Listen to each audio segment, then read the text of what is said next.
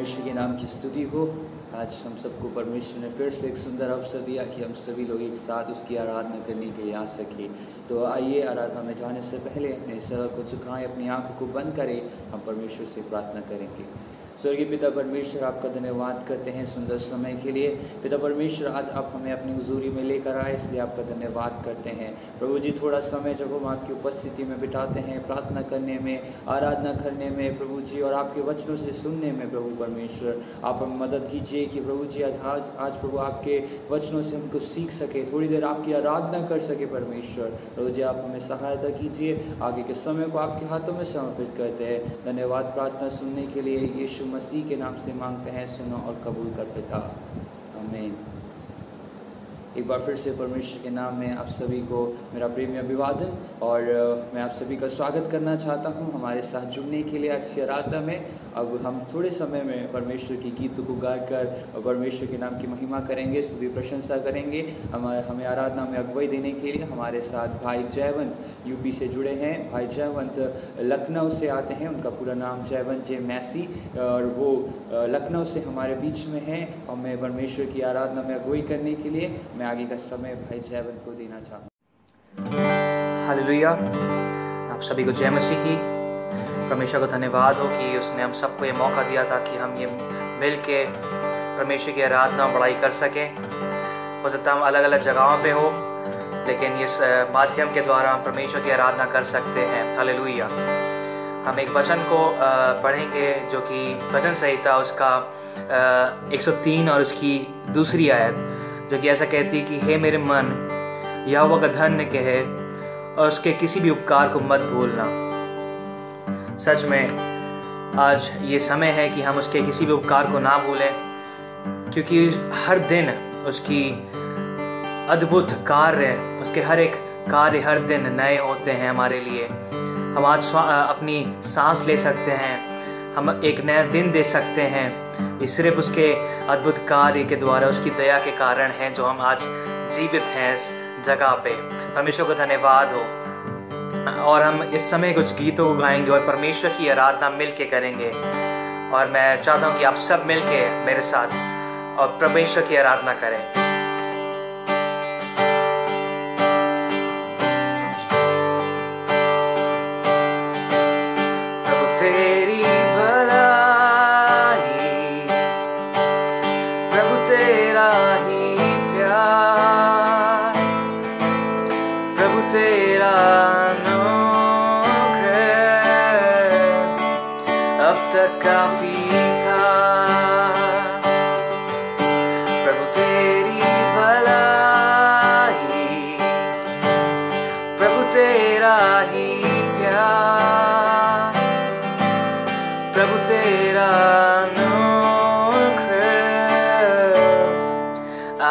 काफी है।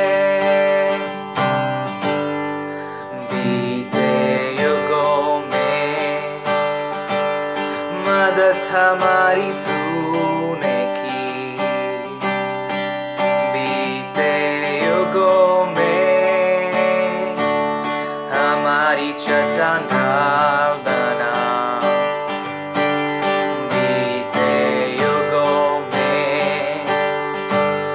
मदद हमारी तूने की,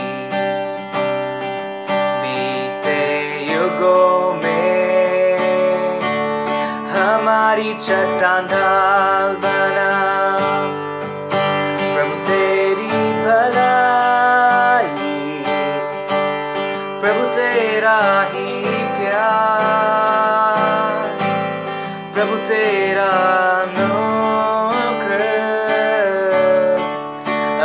काफी था। प्रभु तेरी भलाई, प्रभु तेरा ही प्यार, प्रभु तेरा अनुग्रह आगे काफी है। सनातन आशा और भविष्य, सनातन परमेश्वर तेरे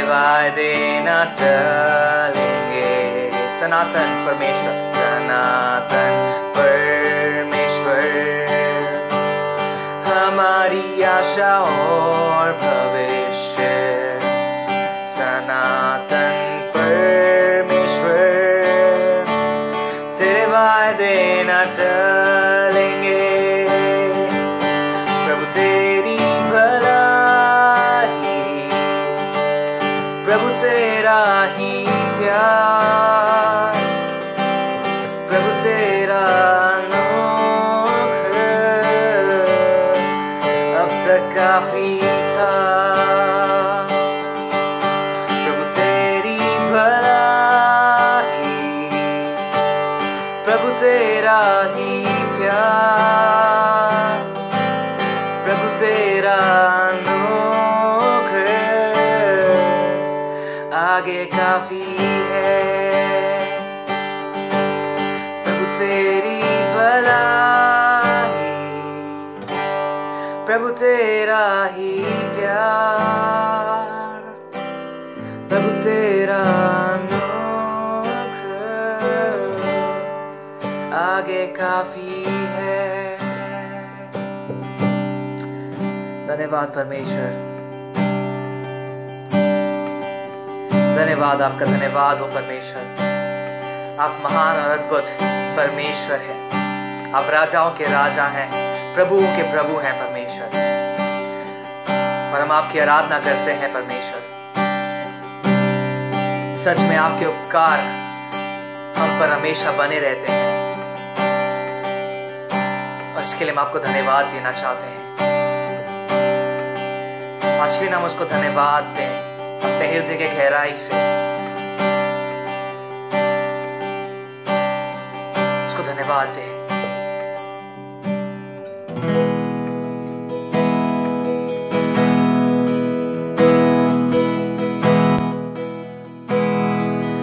यीशु तेरे करीब आने से जिंदगी मेरी बदल गई। यीशु तेरे छूने से जिंदगी मेरी संवर गई। यीशु तेरे करीब आने से जिंदगी मेरी बदल गई।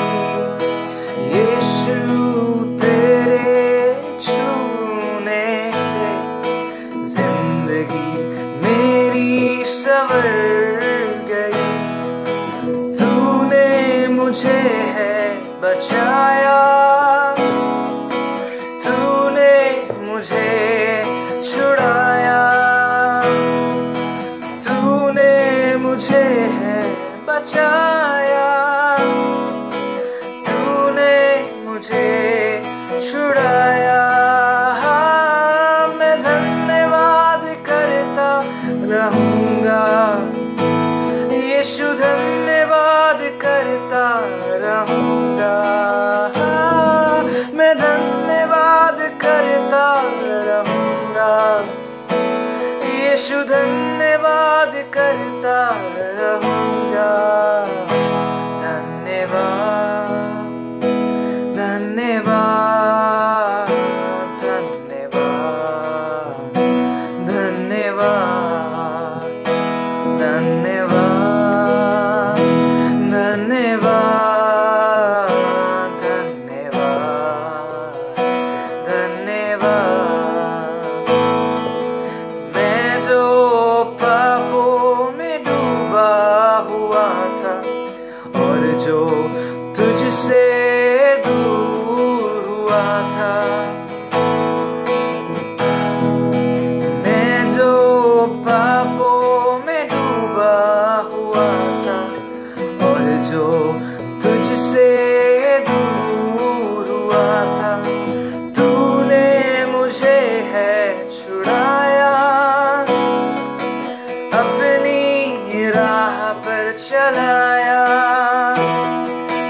तूने मुझे है छुड़ाया, अपनी राह पर चलाया। मैं धन्य रहूंगा। यीशु धन्यवाद करता रहूंगा। मैं धन्यवाद करता रहूंगा। यीशु धन्यवाद करता रहूंगा। धन्यवाद धन्यवाद धन्यवाद धन्यवाद धन्यवाद धन्यवाद धन्यवाद धन्यवाद। यीशु ने ऐसा प्रेम जताया, मुझको अपना बेटा बनाया। यीशु ने ऐसा प्रेम जताया, मुझको अपना बेटा बनाया। अपनी लहू बहाया, जीवन नया दिलाया। अपना लहू बहाया, जीवन नया दिलाया। मैं धन्यवाद करता रहूंगा। यीशु धन्यवाद करता रहूंगा। मैं धन्यवाद करता रहूंगा। यीशु धन्यवाद करता रहूंगा। धन्यवाद धन्यवाद धन्यवाद धन्यवाद धन्यवाद धन्यवाद धन्यवाद धन्यवाद। ओ यस, आप परमेश्वर, हम आपको धन्यवाद करते हैं। हम आपको धन्यवाद करते हैं परमेश्वर, आपके उपकारों के लिए, हर एक कार्य के लिए, आपकी दया के लिए परमेश्वर, जो कि हर दिन नई हो जाती है। आज के दिन के लिए और हर समय के लिए परमेश्वर आपका धन्यवाद। हाँ प्रियो, ये बहुत जरूरी है कि हम इस चीजों को याद रखें कि हम उस राजा को, हमारे रचयिता को हर दम हर समय धन्यवाद देते रहें, चाहे जैसी भी परिस्थिति हो, क्योंकि वो योग्य है।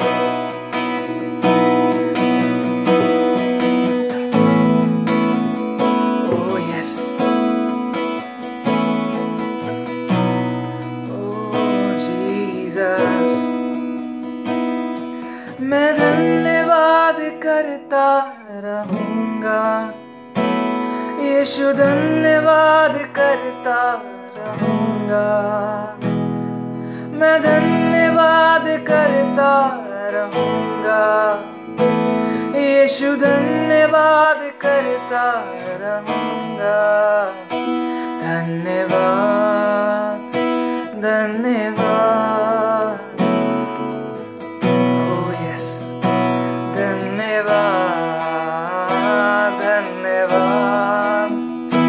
धन्यवाद धन्यवाद धन्यवाद। सच में मैं जो पापों में डूबा हुआ था और जो तुझसे दूर हुआ था, मैं जो पापों में डूबा हुआ था और जो तुझसे दूर हुआ था, तूने मुझे है बचाया। अपनी राह पर चलाया, तूने मुझे है छुड़ाया। अपनी राह पर चलाया। मैं धन्यवाद करता रहूंगा, यीशु धन्यवाद करता रहूंगा। मैं धन्यवाद करता रहूंगा, यीशु धन्यवाद करता रहूंगा। धन्यवाद धन्यवाद धन्यवाद धन्यवाद धन्यवाद धन्यवाद धन्यवाद धन्यवाद। परमेश्वर, हम अपने दिल के गहराई से परमेश्वर आपको धन्यवाद देना चाहते हैं। ओह यस, और हम कहना चाहते हैं धन्यवाद के साथ स्तुति गाऊंगा। हे यीशु मेरे खुदा, उपकार तेरे हैं बेशुमार, कोटि कोटि स्तुति धन्यवाद। धन्यवाद के साथ स्तुति गाऊंगा। हे यीशु मेरे खुदा,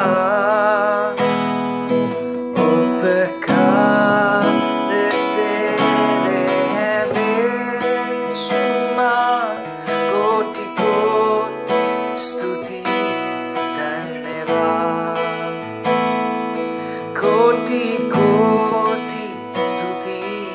धन्यवाद, कोटि कोटि स्तुति धन्यवाद। धन्यवाद परमेश्वर, धन्यवाद परमेश्वर, आपका धन्यवाद हो इस समय के लिए जो कि आपने हम सबको दिया अपनी दया में, अपने अनुग्रह में, ताकि हम आपकी आराधना कर सकें। हमेशा विश्वास करते हैं हम जहाँ भी बैठे हैं, हम जहाँ पे भी हों, परमेश्वर आपकी उपस्थिति हमसे बात करें और उपस्थित हो हमारे साथ। परमेश्वर, आपको पूरा कंट्रोल देते हैं आगे के समय को, हर एक वचन को, पूरी सर्विस को। परमेश्वर धन्यवाद इस समय के लिए, सारा आदर सारी महिमा सिर्फ आपको देते हुए इस प्रार्थना को यीशु मसीह के नाम से मांगते हैं, आमीन। धन्यवाद भाई जयवंत, हमें आराधना में अगुवाई करने के लिए। परमेश्वर आपको बहुत आयत से आशीष दे और इसी तरह उसकी सेवकाई के लिए इस्तेमाल करें। आइए हमारे लिए समय होगा कि हम परमेश्वर के वचन से सुनेंगे। हमारे साथ परमेश्वर के महान दास इवेंजलिस्ट अनीश अलेक्स जुड़े हैं।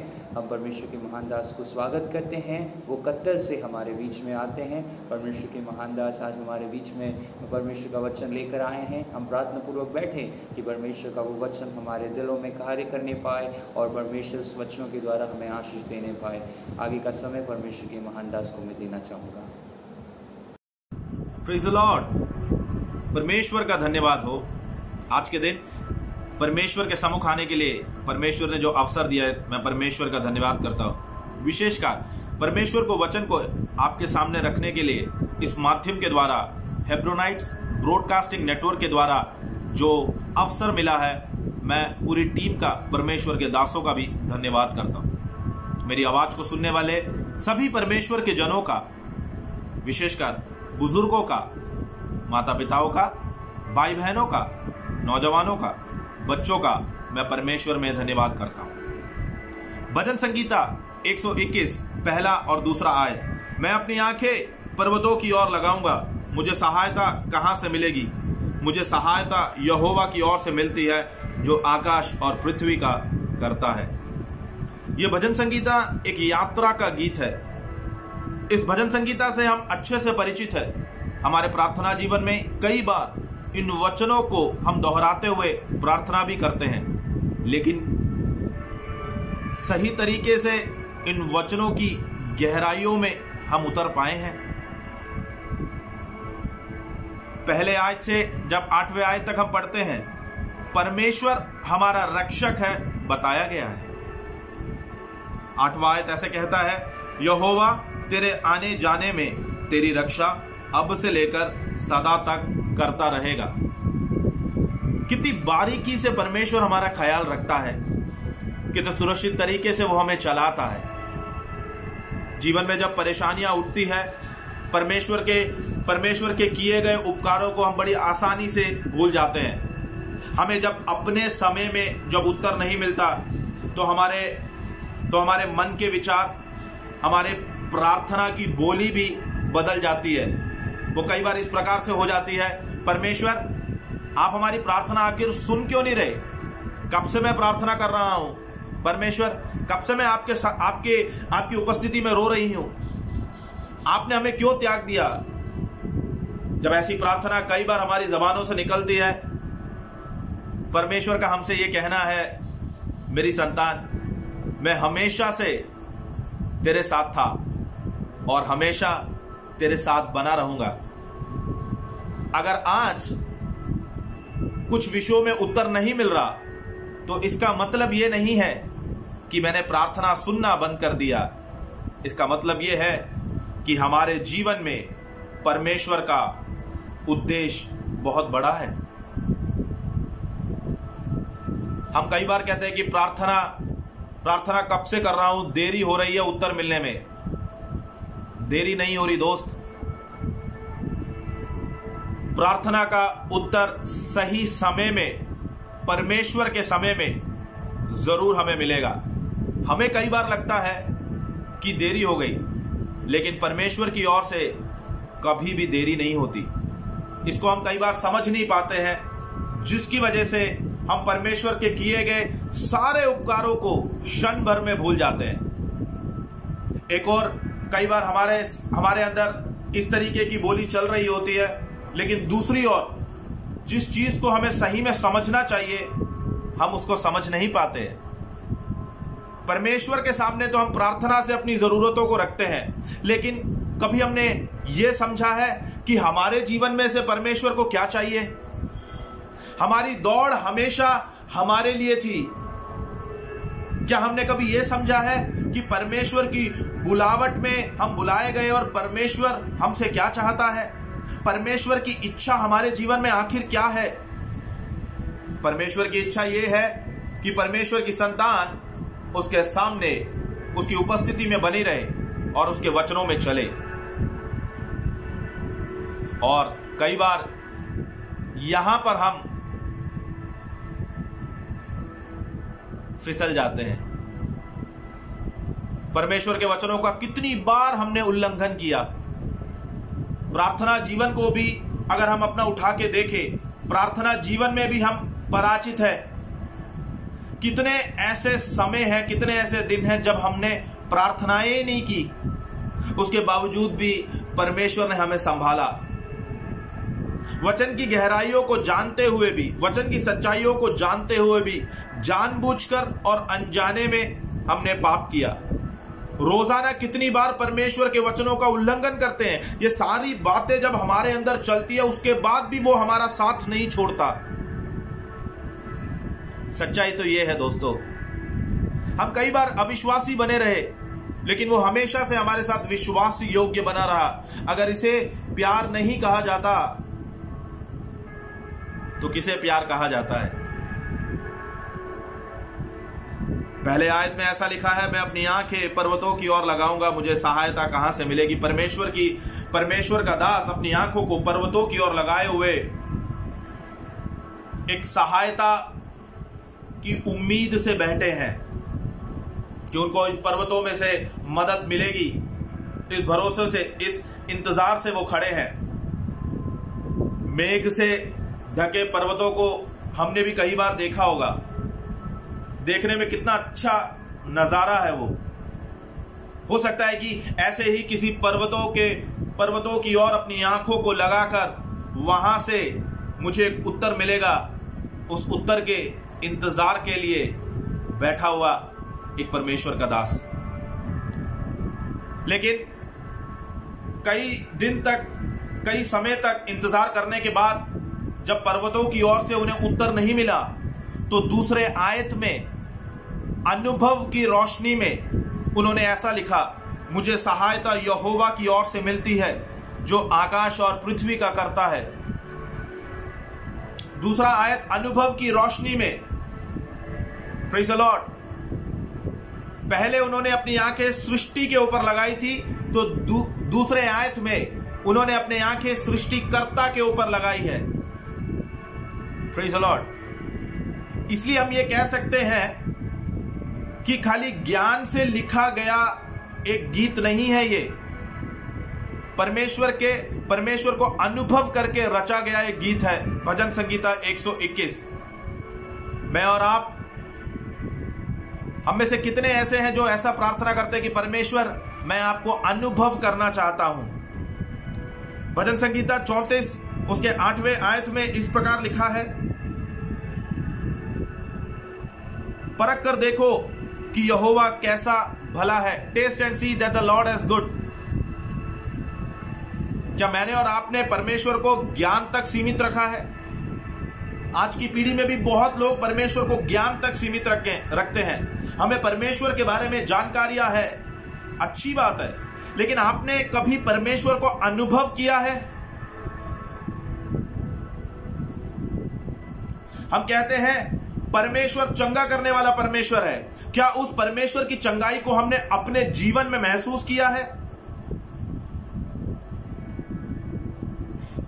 हम कहते हैं कि परमेश्वर अंधों को आंखें देता है। क्या परमेश्वर के सम्मुख आकर हम सही रास्ते पे चल पाए हैं? अगर ऐसा नहीं है तो खाली जानकारी को लेकर हम सफर कर रहे हैं। वो आत्मिक जीवन नहीं है, वो परमेश्वर के साथ यात्रा नहीं है।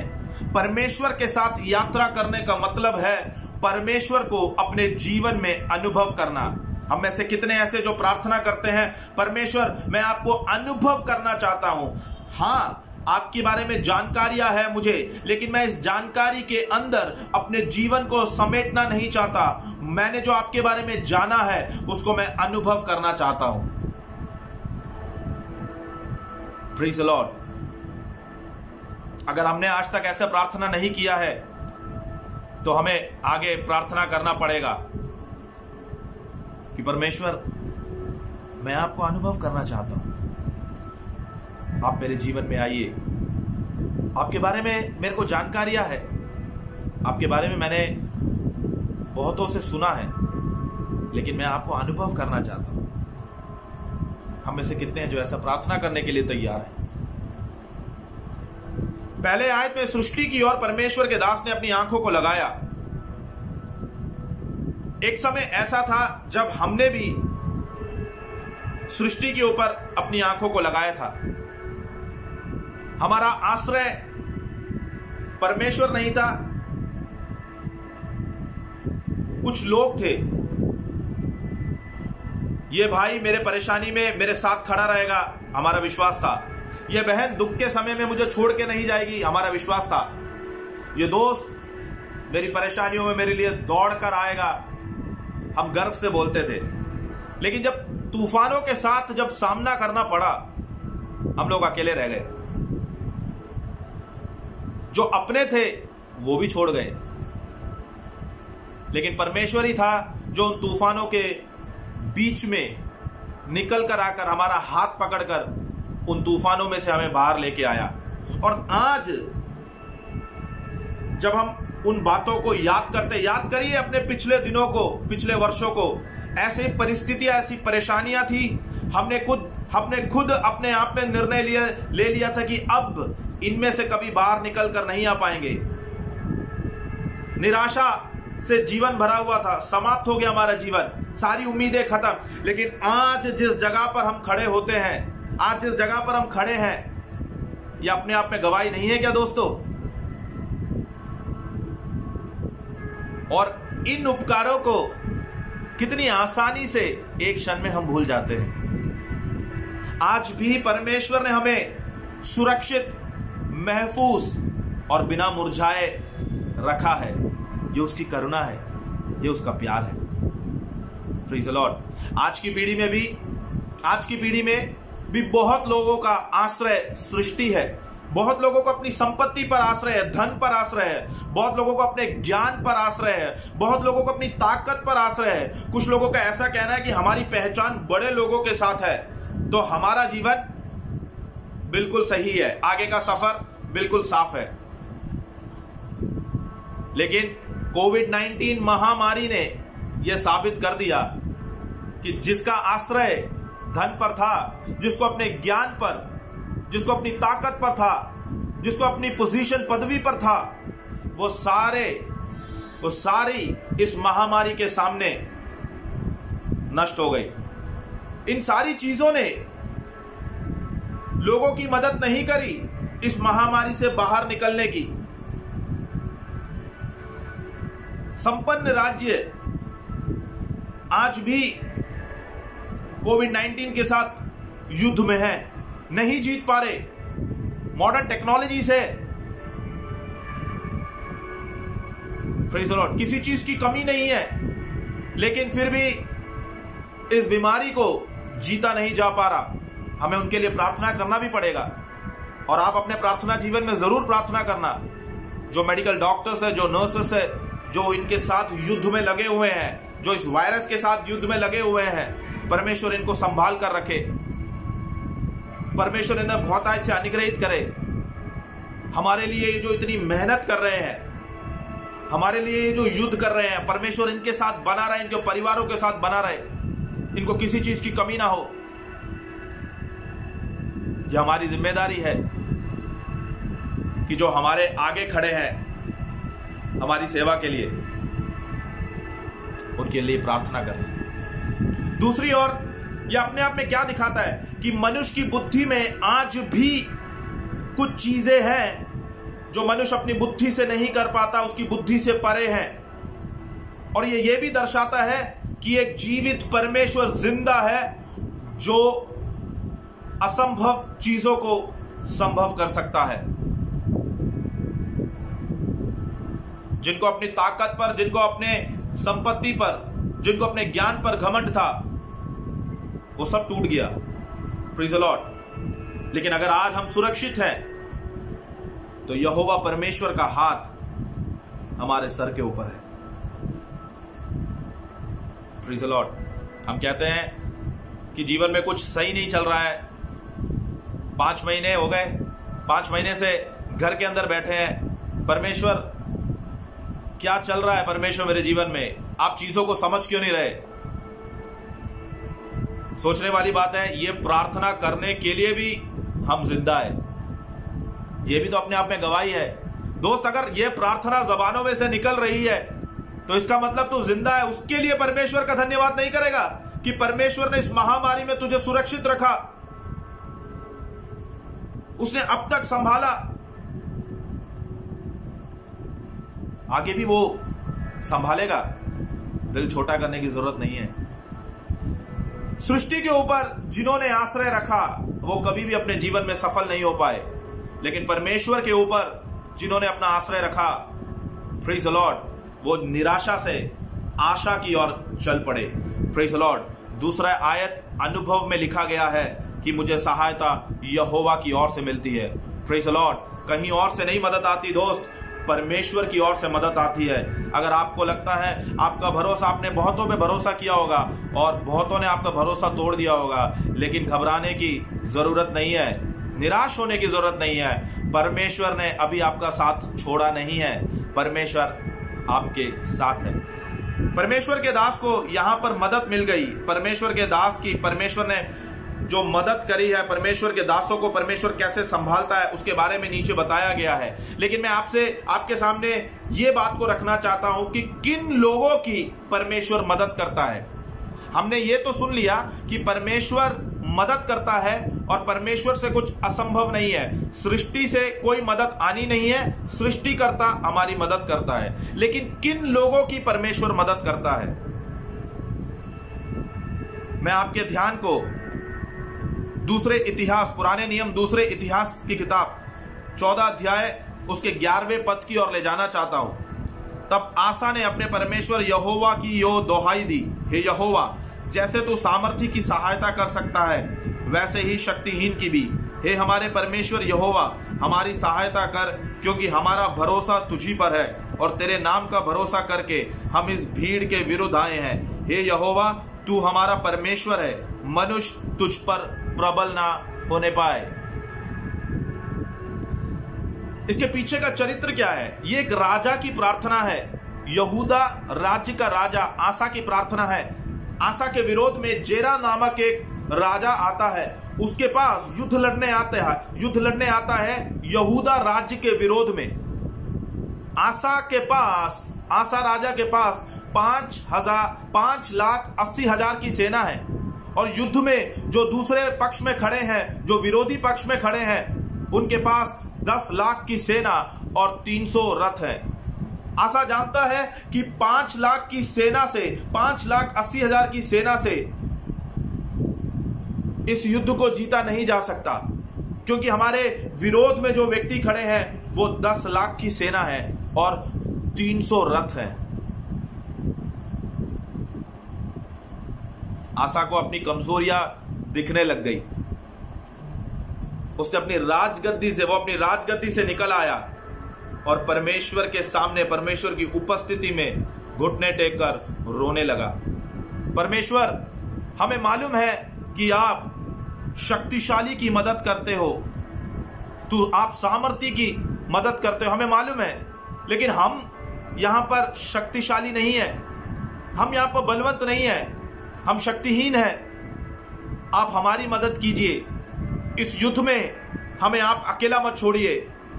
10 लाख की सेना हमसे युद्ध में है, 300 रथ है, हम सिर्फ 5 लाख और 80,000 सेना है।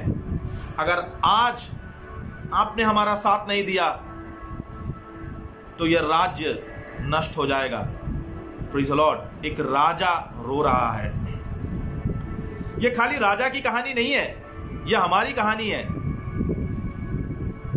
जीवन में, दिन पर दिन जीवन में हम भी तो युद्ध लड़ रहे हैं। अगले क्षण को, अगले पल को जीने के लिए हम युद्ध लड़ रहे हैं। कई बार युद्ध में हम कमजोर हो जाते हैं, कोई मदद करने वाला नहीं होता है। जिसने सहारे की उम्मीद जगाई थी, उसने भी हाथ छोड़ दिया। मैं कमजोर हो गया, मैं निराशा में हूं, मेरी आशा नष्ट हो गई, मेरी सारी उम्मीद की किरणें नष्ट हो गई। मैं उन व्यक्ति जीवनों से यह कहना चाहता हूं, दोस्त, परमेश्वर पर आश्रय रख। भाई, परमेश्वर पर आश्रय रख। बहन, परमेश्वर पर आश्रय रख।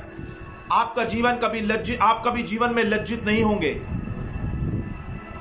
परमेश्वर के सामने अपनी कमजोरियों को रखिए। मैं कमजोर हूं पिता, मैं कमजोर हूं, मैं नहीं जीत पा रहा, लेकिन मैं ये जानता हूं कि आप कमजोर व्यक्ति की मदद करते हो, और अगर आप मेरे साथ आ जाए तो फिर मैं कमजोर नहीं, मैं बलवंत हो जाऊंगा। Praise the Lord. सवालों के उत्तर के लिए हम भाग रहे हैं ना इधर उधर, लेकिन कभी हमने सोचा है इधर उधर भागने से अपने ही घर में चादर डालकर, अगर उस चादर में हम रोने के लिए तैयार हैं, पिता कोई नहीं है मदद करने के लिए, कोई नहीं है मदद करने के लिए, अगर आपने साथ नहीं दिया तो मैं कहां जाऊंगा? अगर आप साथ नहीं खड़े रहे, अगर आप मेरे साथ नहीं रहोगे तो मैं कैसे खड़ा रहूंगा? मुझे आज आपके साथ की जरूरत है, मेरा साथ मत छोड़ना।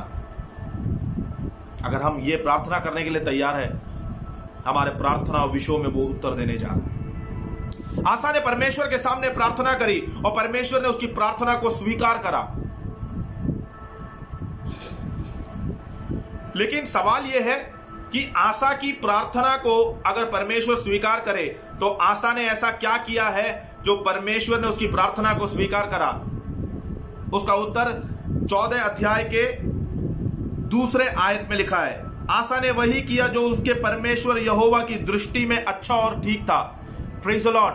आसा ने परमेश्वर की दृष्टि में अच्छा और ठीक किया, जिसकी वजह से उसकी प्रार्थना सुनी गई।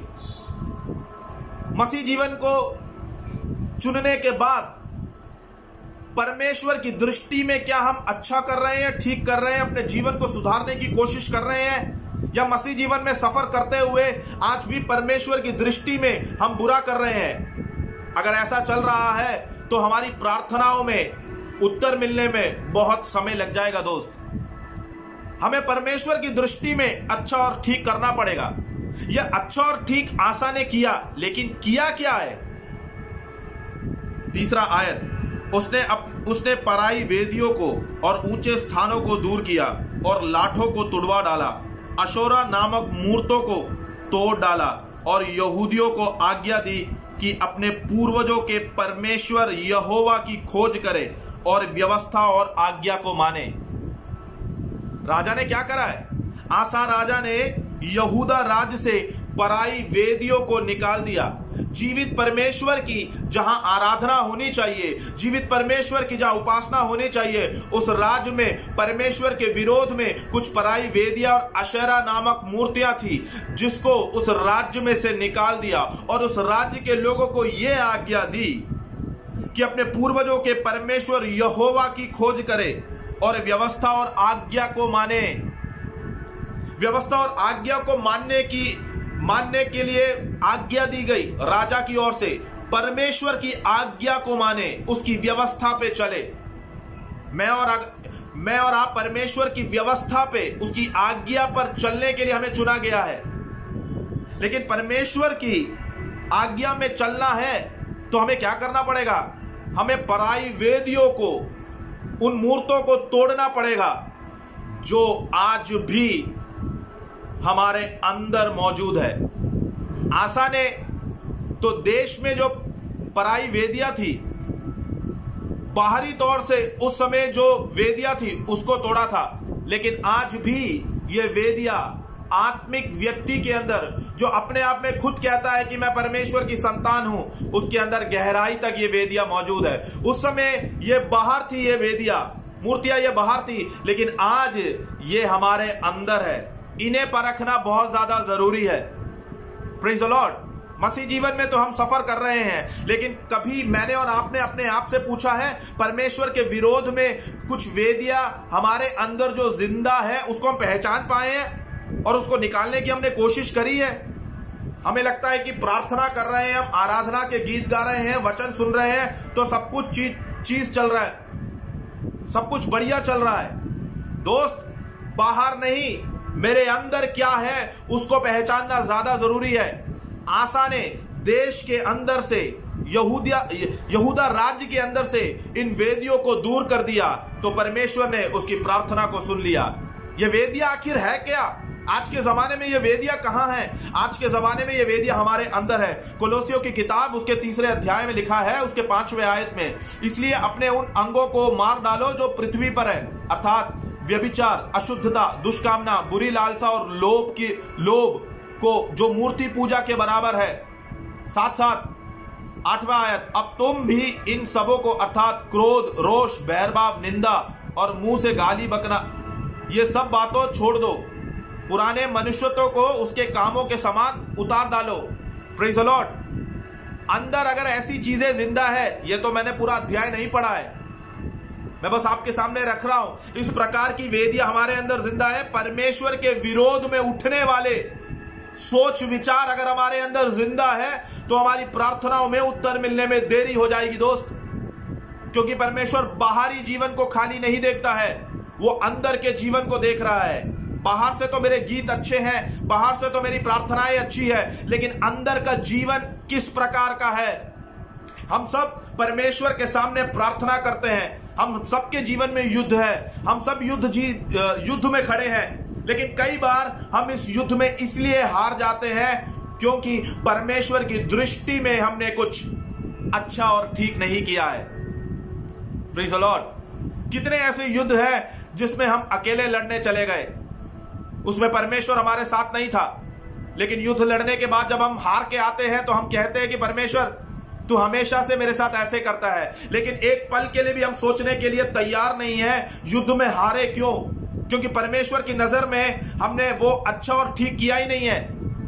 मसीह जीवन बाहरी तौर से सुधारने वाला जीवन नहीं है। केवल मसीह जीवन में हमें अपने आत्मिक मनुष्य को परमेश्वर के साथ जोड़ना पड़ेगा। यह है मसीह जीवन की विशेषता। Praise the Lord. आपका आत्मिक व्यक्ति परमेश्वर के साथ जुड़ा है या नहीं, इसको मैं और आप समझ पा रहे हैं। अंदर कुछ और स्वभाव और बाहर से कुछ और अगर ऐसा चल रहे हैं तो हमारा युद्ध केवल हमें खुद लड़ना पड़ेगा। आसा ने अपना युद्ध खुद नहीं लड़ा, अगर खुद लड़ता तो वो हार जाता, वो देश नष्ट हो जाता। लेकिन इस युद्ध में परमेश्वर हमारे साथ उसके साथ निकल आया। क्यों? क्योंकि परमेश्वर की दृष्टि में उसने ठीक किया। Praise the Lord. आज हमें समर्पित करना पड़ेगा। आइए परमेश्वर के सामने अपने जीवन को समर्पित करें। परमेश्वर, पिछले दिनों परमेश्वर, मैं आपकी बुलावट में बुलाया तो गया, लेकिन मैं आपकी बुलावट से बहुत दूर चला गया, जिसकी वजह से युद्ध मेरे जीवन में मेरा बन के रह गया। मैं प्रार्थना करता हूं, मैं विनती करता हूं, मेरे युद्ध को आप लड़िए। मैं थक गया हूं, मैं जीवन में सफलता नहीं देख पा रहा, मेरी आशा खत्म हो गई है, मैं निराशा की ओर चला गया हूं, मेरे रास्ते बंद हो गए हैं, मेरे शरीर के अनुभव से, तो मेरे शरीर की पीड़ा में से मैं निकल नहीं पा रहा, मेरे पारिवारिक परेशानियों के अंदर मैं फंस गया हूं। परमेश्वर, आप मेरा युद्ध लड़िए, आप मेरा मुकदमा लड़िए, मैं बाहर निकलना चाहता हूं। परमेश्वर, कितने लोग प्रार्थना करने के लिए तैयार हैं? निकाल फेंकिए अपने अंदर से उन पराई वेदियों को जो मुझे और आपको परमेश्वर से दूर करती है। निकाल फेंकिए अपने अंदर से उन स्वभावों को जो मुझे और आपको परमेश्वर से दूर रखती है। Praise the Lord, hallelujah. हमारा युद्ध परमेश्वर लड़ने जा रहा है। अगर हम समर्पित करने के लिए तैयार हैं तो आशा को जिस परमेश्वर ने जीत दिलाई है वही सर्वशक्तिमान हमें भी जीत दिलाएगा। Praise the Lord, hallelujah. दूसरी ओर मैं ये भी कहना चाहता हूं, हालेलुया, प्रार्थना में उत्तर मिलने से जीत हमें मिल गई है ऐसा सोचकर सफर नहीं करना। प्रेज़ द लॉर्ड, वो तात्कालिक जीत है, वो कुछ समय की जीत है, लेकिन असली जीत वो है जब हम परमेश्वर के आगमन में उठाए जाएंगे। इसके लिए आपने और मैंने अपने आप को तैयार किया है परमेश्वर के आगमन में जाने के लिए। अगर परमेश्वर के आगमन में जाना है तो निकाल फेंको उन पराई वेदियों को, उन स्वभावों को, निकल आओ उन सोच विचारों से, निकल आओ, हालेलुया, उन स्वभावों को जिसको हम जानबूझकर समझकर पाप करते हैं। हालेलुया। हमें मालूम है कि हम जो कर रहे हैं गलत है, उसके बावजूद भी जानबूझकर हम पाप करते हैं। निकल आओ उन स्वभावों में से। परमेश्वर हमारा युद्ध लड़ने जा रहा है। दोस्त, बहुत समय से आप परेशान हो, बहन आप बहुत समय से इस विषय के लिए रो रहे हो, अब परमेश्वर आपको उत्तर देगा। भाई, परमेश्वर आपको उत्तर देगा। बच्चों का भविष्य परमेश्वर संभालेगा। आइए एक क्षण प्रार्थना करें, सारे अपनी आंखों को बंद करें। स्वर्गीय पिता, इस सुंदर समय के लिए हम आपका धन्यवाद करते हैं। परमेश्वर के वचनों से आज हमने सुना परमेश्वर सृष्टि की ओर नहीं हमारा भरोसा परमेश्वर की ओर है। हमने सृष्टि पे ऊपर भरोसा किया और हम हार गए, लेकिन हम परमेश्वर के ऊपर भरोसा कर हम हारना नहीं चाहते, क्योंकि जिसने परमेश्वर के ऊपर भरोसा किया वो कभी हारा नहीं है। लेकिन कई बार हमने हार का सामना इसलिए किया क्योंकि आपकी दृष्टि में हमने सही और ठीक नहीं किया। लेकिन आज हम अपने पापों को, अपने जीवन को आपके सामने समर्पित रखते हैं। परमेश्वर, हमारे गुनाहों को माफ कर दे। हमने जानबूझकर सच को जानने के बाद भी गलत रास्ता चुना, हमें माफ कर दे। हमारा युद्ध आप लड़िए परमेश्वर, हमारे युद्ध में हमें अकेला मत छोड़िए परमेश्वर, जो बरसों से जो प्रार्थना कर रहे हैं, जो आंसुओं के सामने आपके सामने भाई बहन बैठे हैं, जो बच्चों भविष्य को लेकर परेशान हैं, जो नौजवान भविष्य को लेकर परेशान हैं, मैं सबके लिए प्रार्थना करता हूँ। यीशु मसीह, आप किसी को लज्जित मत होने दीजिए। परमेश्वर, आप सबके साथ बने रहिए। हम मानते हैं हमारे अंदर कमियां हैं। परमेश्वर, सच में चलने के लिए हमें तैयार करिए। पवित्र आत्मा से हमें भरिए कि हम सच में चल पाए, हम उन स्वभावों में से, उन रास्तों में से बाहर निकल आ पाए। हमें अपने आगमन के लिए तैयार करिए। हम में से कोई भाई बहन कमजोर ना रहे। बलवंत करिए परमेश्वर सबको, सबके साथ बने रहिए। यीशु मसीह के नाम से मानते हैं, आमीन। मैं परमेश्वर का धन्यवाद करता हूं हेब्रोनाइट्स ब्रॉडकास्टिंग नेटवर्क का ये माध्यम से परमेश्वर का वचन रखने के लिए आपने जो अवसर दिया है। परमेश्वर आपकी मिनिस्ट्रीज को बहुत आज से अनुग्रहित करे। और मुझे जिन परमेश्वर के जनों ने सुना है, मैं आप सबसे ये कहना चाहता हूं, आप कमजोर नहीं हैं, परमेश्वर आपके साथ है। हम कमजोर नहीं हैं, परमेश्वर हमारे साथ है। परमेश्वर हमें जल्द लेने आ रहा है। आशा में बने रहिए, प्रभु आपके साथ है। आमीन।